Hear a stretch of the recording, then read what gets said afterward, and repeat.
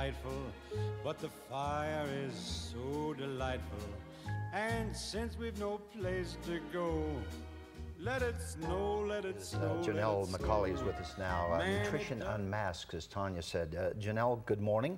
Good morning. And let's supersize it, shall we? Johnell, we live in a supersized world. We do. There's so many choices out there, and it seems and like they're all supersized. Bigger is better. Oh, yes. It's not necessarily true. You see true. people walking around, how many ounces are those huge ones?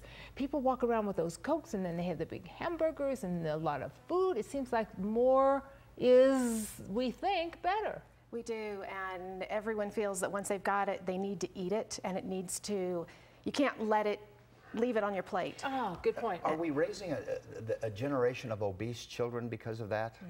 We are. Obesity is really a symptom of our lifestyle choices that we make, and it's really important for families to realize that only about 20% of our health is because of genetics. 80% is lifestyle choices.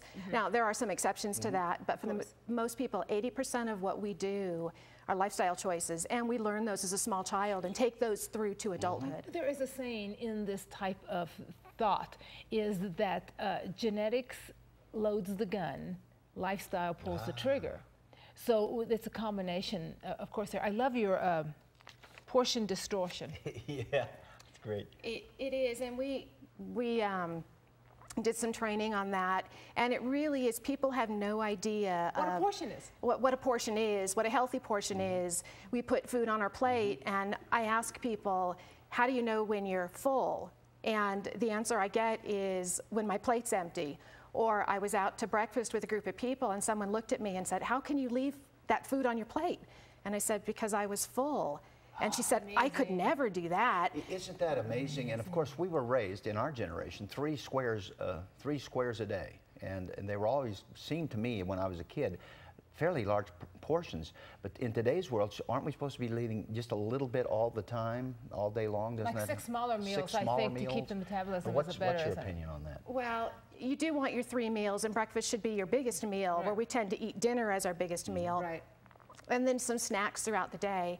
And what that does is that gives your body the fuel that it needs to keep you going. You don't get hungry. What satisfies us? What food satisfies us? Because one of the things, we eat chips, we eat things that we're not supposed to, because they taste good, they're salty, right?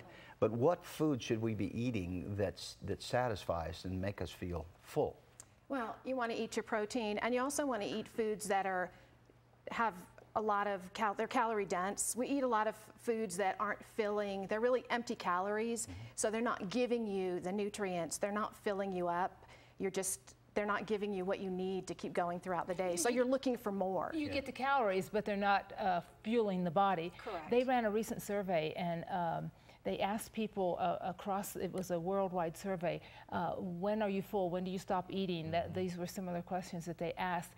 France, in France, the overwhelming response was when my bite does not taste like my first bite, or when the food is cold. In America, overwhelmingly, the answer was when the food's gone. Absolutely. And it's interesting you say that, because there's been a lot of studies, and they say the first 3 to 5 bites are where you get the most pleasure. And we challenge people when they're eating dessert, take 3 small bites, but really enjoy them and taste them. Put your fork down, carry on a conversation. And when you do that, most people find they really don't want any more. They don't go back for more. You know what's interesting in my life? My wife and I always share a plate. When we go to a restaurant, we split it, and we have plenty to eat. I don't know how people eat everything that a restaurant serves you on a plate. My husband and I do the same thing. And what we encourage people in the supersized world is to take half of your food, at least half, and kind of split it out and eat part of it, and then see how you feel. Take a pulse check. So that's something that people can do very easily, or split it, or order something from the hors d'oeuvre. And eat slower, shouldn't we? Yeah. Absolutely. We eat way too fast, and when we do, we really don't taste the food, and we really don't get that satisfaction. It doesn't register in our brain. So therefore, we don't feel satisfied, and we go back for more food. Let's talk Nutrition Unmasked. This is your company's signature program, and your company is? Is Vitarobics. Okay. and this is your signature program. This transforms families' health, or it's supposed to transform families' health. What it does is it takes the mystery out of food and out of eating.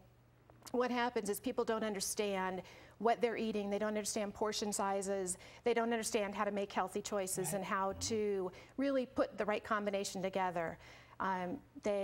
We often hear from our kids that they don't like something, and what we teach people is that it's not necessarily the food they don't like, but it might be it's the way it's cooked. It may taste bitter. It may be the way it's seasoned. It may be the texture because of the way it's served. So there's a lot of different things that you can try and different ways you can prepare food to really find out what people like and get them used to it. The earlier we introduce our young people and children to healthy food, the better for their lifestyle, and they're more apt then to eat that food throughout their life.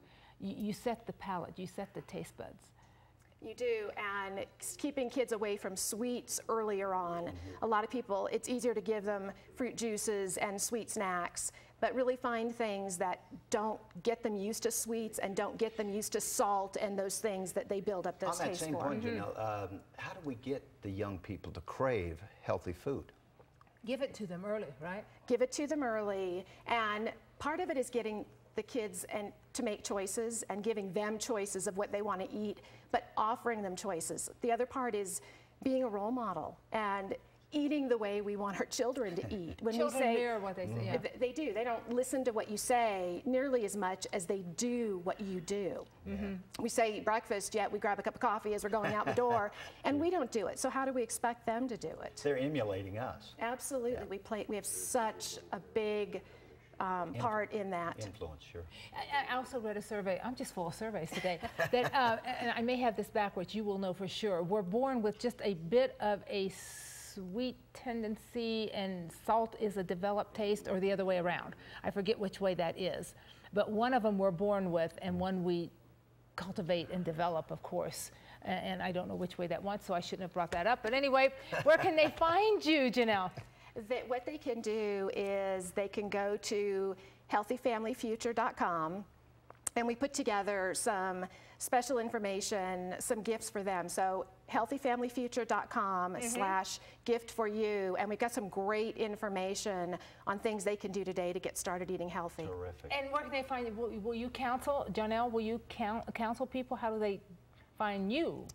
They can find me. We have different training programs. We do coaching. We do nutrition assessments. Excellent. We really figure out what they need and then help put something together that will address. Where are you headquartered? In Phoenix. Okay. Johnell, thank you. What a great way to start the new year. Love it. Terrific. Yes. Thank you, Johnell. All the best. We need to listen to her, though, and do what she tells us. Thank you. Very well put. When we come back, more on the Morning Scramble. But first, the KFNN Money Minute.